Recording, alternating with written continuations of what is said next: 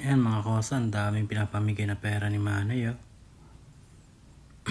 Oh, nasa tuktok siya oh.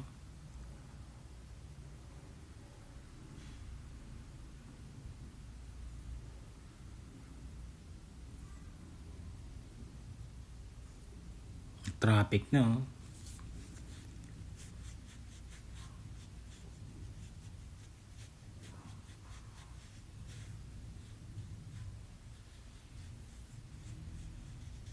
Dami.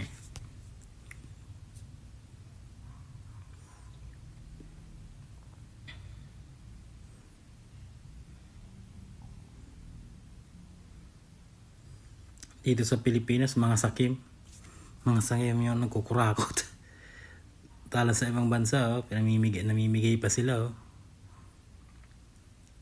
Dito mga buhaya. Kanya-kanyang payaman. Walang kakontentuhan sa buhay.